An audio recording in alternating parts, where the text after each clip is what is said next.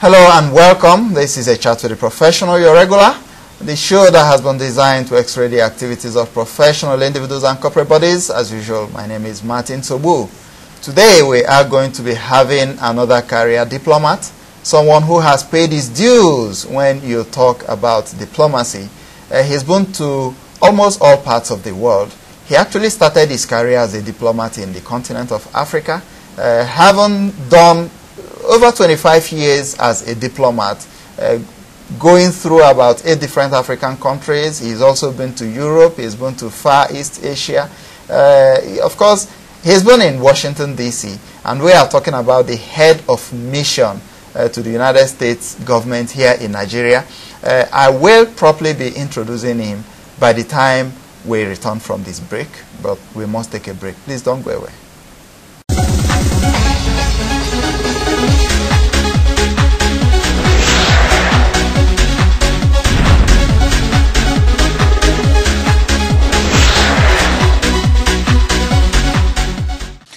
You're welcome back. You're still watching A Chat to the Professional, and like I mentioned to you in my introduction, today we have another diplomat, a career diplomat to the core, like I also mentioned in my introduction. This is one man that I can comfortably call an African, perhaps in white skin. He is the head of the United States mission in Nigeria. We are talking about the ambassador, His Excellency Terence McCulley. You're welcome to the show. Thank you very much. Good to be here. Yes, like I said, I can comfortably call you an African. You've been to about 8 different African countries. Actually, your career started in Africa. It did, 26 years ago. Good. In Niger Republic. Now, you've gone around the world. You've been in Europe, you've been in even Far East, and you've gone around a couple of countries in Africa, and here you are in Nigeria.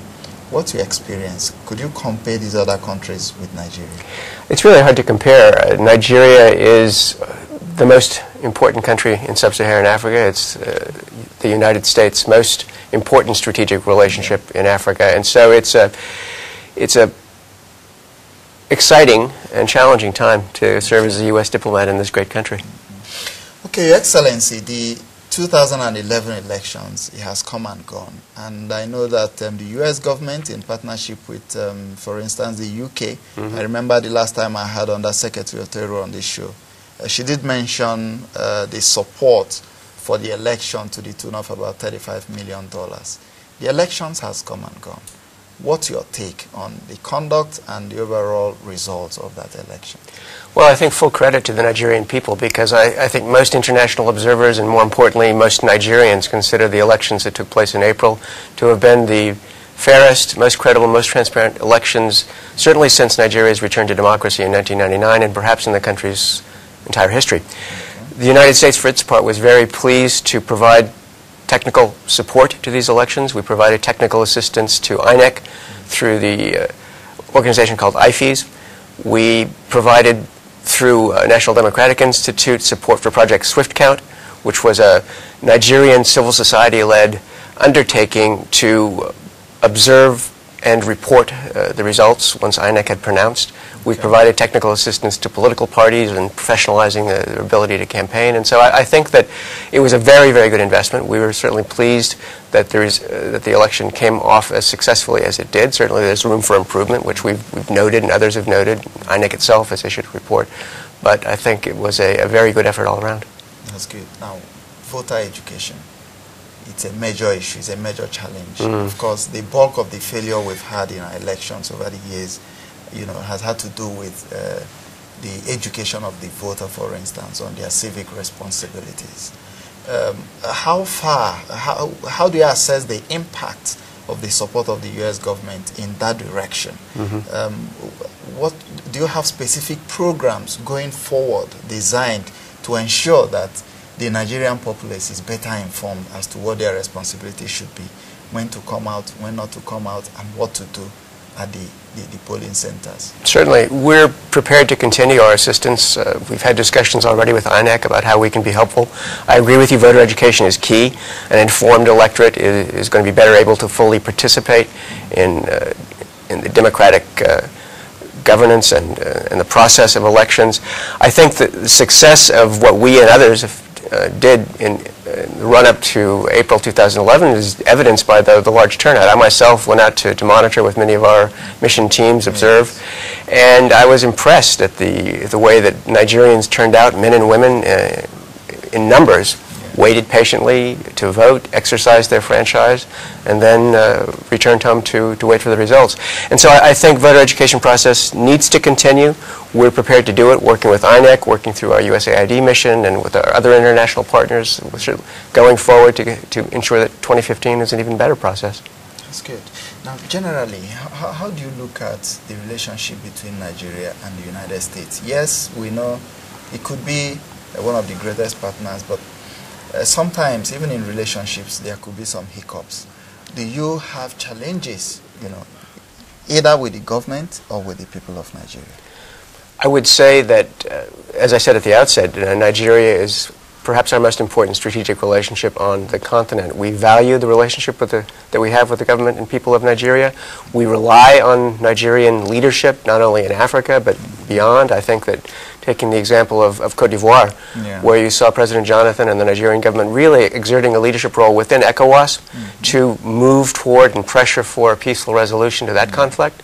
We've worked very constructively with Nigeria at the UN on the Libya crisis, for instance, because Nigeria is a non-permanent member of the Security Council. So we really do value our partnership with the government and people of Nigeria. Obviously, we don't always agree on every single issue, but that's as it should be.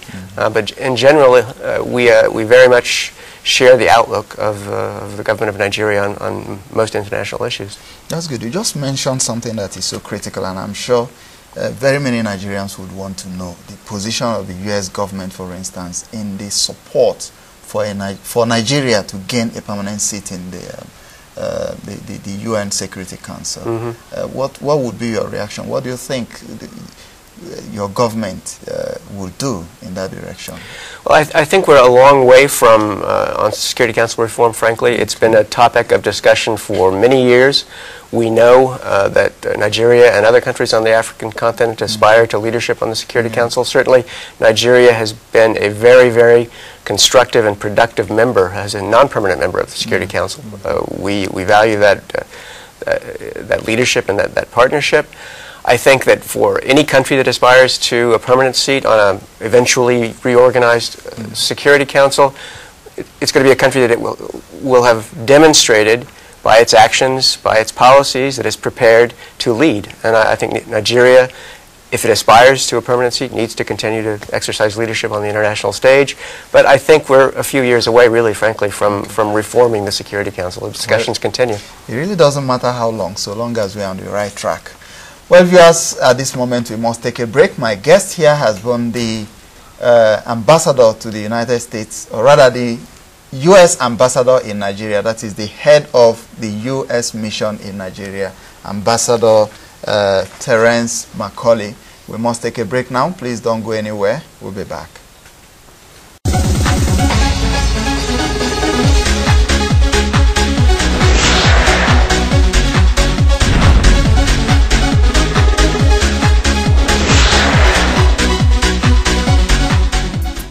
Actually, the trend, the violence in our country now is something that everybody would understand that is alien to our system. It's really a disturbing factor that, in fact, it has destabilized a lot of processes in the system. I believe that it is politically motivated. There is no way we can push that fact away from the situation. Left with me, I believe that the violence is politically motivated. That's just the issue. Of course, nobody wants to thrive. No economy would thrive in a violent situation. And no investor would want to put his hard-earned wealth in a system that is not, in a system whereby security is not guaranteed. So the persistent violence is going to be retrogressive. It's retrogressive. It's deterrent to investors, and I believe that as it goes on, it will distract and detract investors from coming into the system. So it will affect our economy drastically. The violence across the country is really affecting us. It's affecting everybody. in this country, whether we like it or not, because you can imagine the number of deaths and everything, the fear. Even when you want to go out, you can't go out of your house. As a child, you can't even go to school because you're scared. What if you're in class with your teacher and everything, the teacher is teaching and all, and then you come in there only for there to be a bomb blast? In short, you'll be so scared that you don't even know what to do.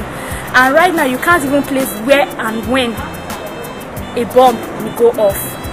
So it's really affecting us. I wish the government can do something about it because it's getting out of hand.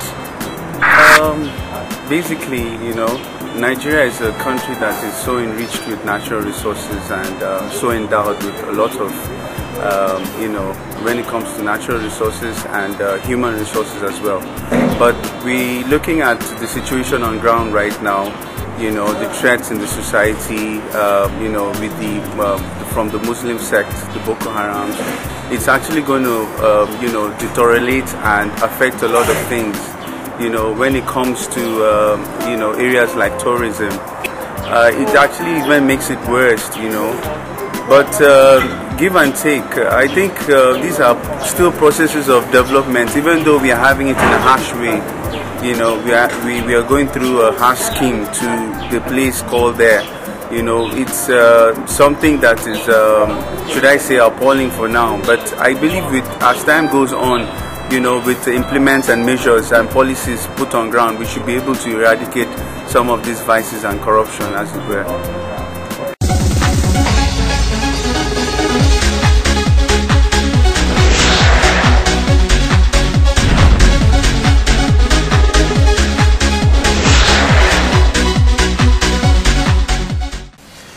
You're welcome back. You're still watching A Chat with the Professional. Before we went on break, my guest, the head of U.S. mission in Nigeria, Ambassador Terence McCulley, has tried to give an overview of U.S.-Nigeria Binational Commission, what the relationship between the two countries have been, and the support they have given to the successes of the 2011 elections. Right now, Your Excellency, we are going to be moving into health. I know that the Office of the U.S. Global AIDS Coordinator, for instance, over the past number of years, they've spent up to $25 billion globally in the fight against HIV/AIDS. A substantial amount of that money has come to Nigeria in terms of material and then some technical support. What would be your assessment of that support? You are in Nigeria. From records, are we seeing impact of such support? I think we are seeing an impact. The HIV/AIDS program called PEPFAR, the President's Emergency Plan for AIDS Relief, is one of our most important programs, certainly our most important health sector program, where the United States is the largest bilateral donor. And I think we have made progress. Clearly, there is work that needs to be done. There are approximately 4.2 million Nigerians living with HIV and AIDS. We need to do more to get antiretrovirals. We need to work on prevention. We need to work on treatment.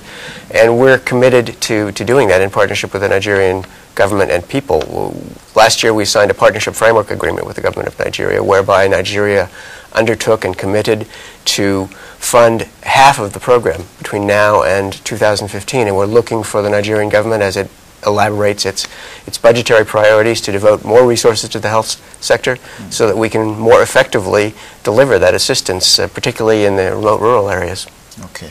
Now, we'll move into violence now. Globally, there has been a threat, you know, on the overall peace of the world. Countries that have never witnessed terrorism are recording such, including Nigeria. Even in Europe, you remember what happened in Oslo. And the question is, what could be the problem? Does this have to do with unemployment in your own assessment? Or does it have to do with greed? Is this a political issue, or what's going on? Well, it's clearly an issue that every country has to deal with, and more importantly, countries need to work together to try to combat this growing problem.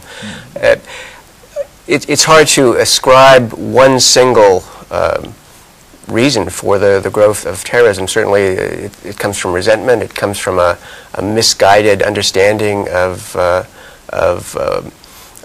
certain principles.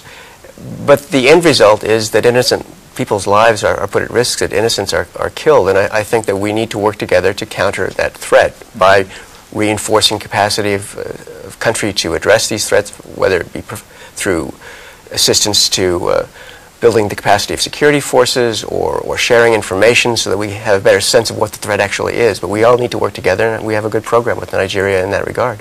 Okay. Now, has this in any way affected your country's relationship with Nigeria? I know why I'm asking this. Perhaps going further, I'll probably talk about the visa policies, because I know that there's a limit to what the American government can do in terms of visa expiry for Nigerians in particular. I know that nationals of other countries could get something more than what Nigerians get. And that's why I'm asking that question. Does the violence that we have recorded post-election and what's going on in some parts of the north at the moment, and sometimes even the southwest and south-south, have all this in any way affected the relationship between the U.S. government and the Nigerian government? I would say not. We have a very good relationship with the Nigerian government. We share the concerns of what's been going on after the election, the violence that we saw in the north. We share the Nigerians' concern over the violence that's going on now in the north, but it has not affected our relationship, and I believe that it is simply a reflection of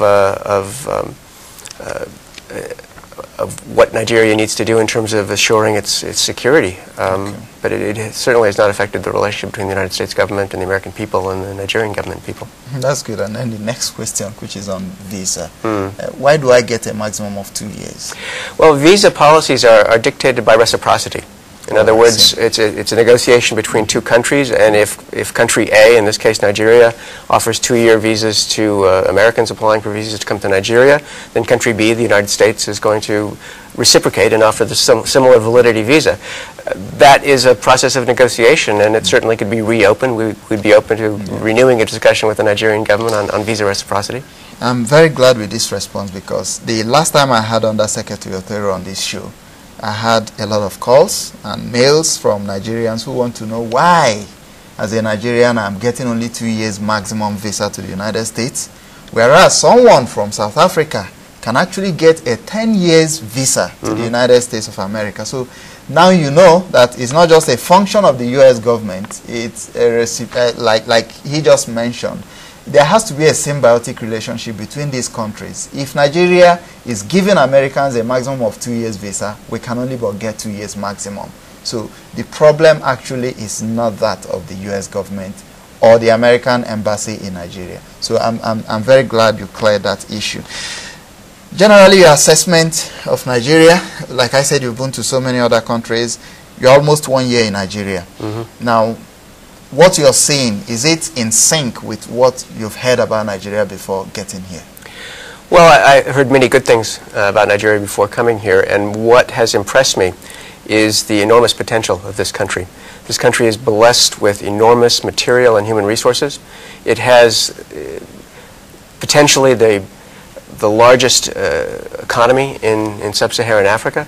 It is a place where private investment should be flowing in if you could deal with the considerable issues of governance and corruption that still face and still challenge Nigeria. I think that there would be an enormous influx of foreign investment. So I'm very optimistic about Nigeria's potential, and certainly we as a government want to continue the great partnership, great cooperation we have with this government to try to encourage them to move forward so that they can create this climate which really will open up your economy.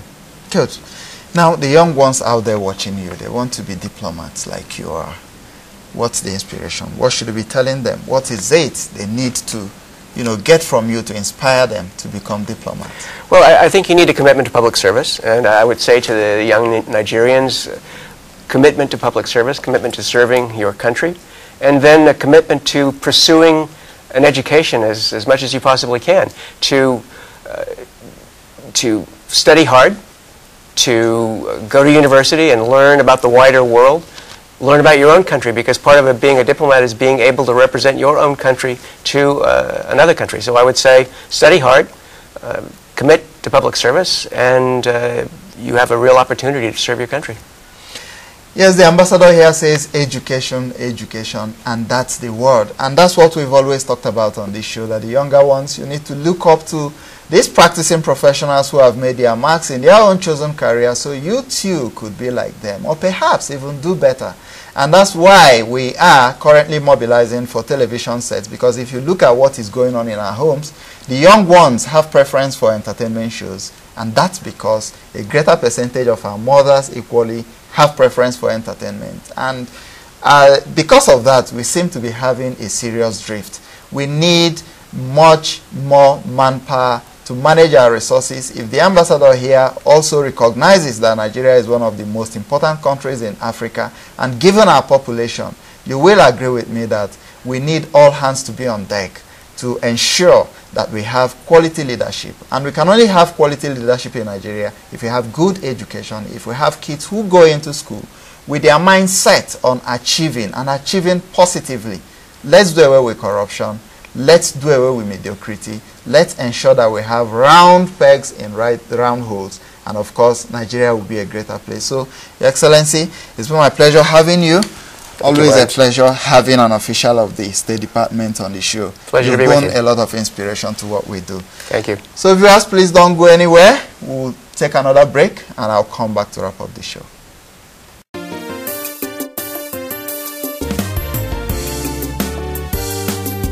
A chance with a professional. Oh, oh, oh, oh, oh, oh. A chance with a professional. With smiles in so good. Chats with a professional. Oh, oh, oh, oh, oh, oh. A chats with a professional. With smarts is all good.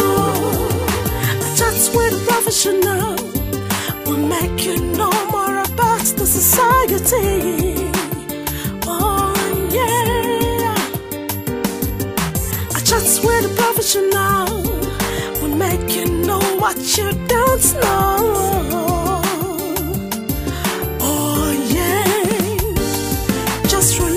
And watch, and you never regret that you did. Oh, yeah. A chance with a professional. Oh, oh, oh, oh, oh, oh. A chance with a professional. When smart is all good.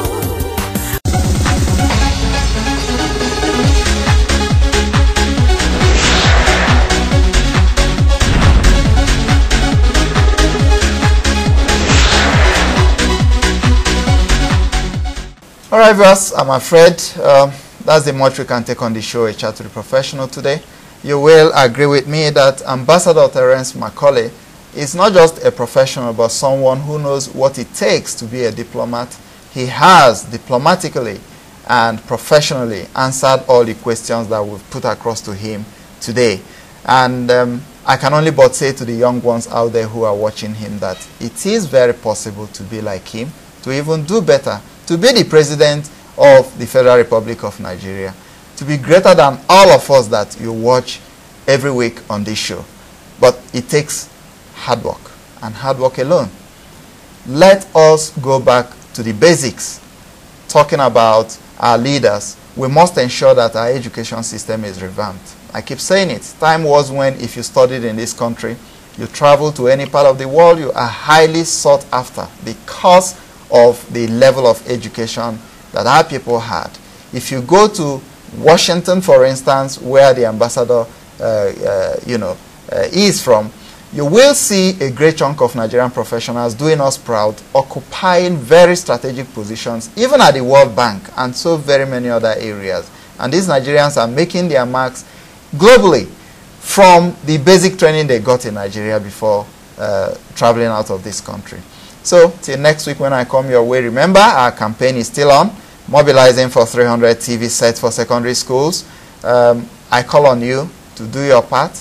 Donate 1, 2, 3, 10, 100, and you will have the opportunity to nominate the schools of your choice. Till next week when I come your way, I remain Martin Sobu saying bye and stay blessed.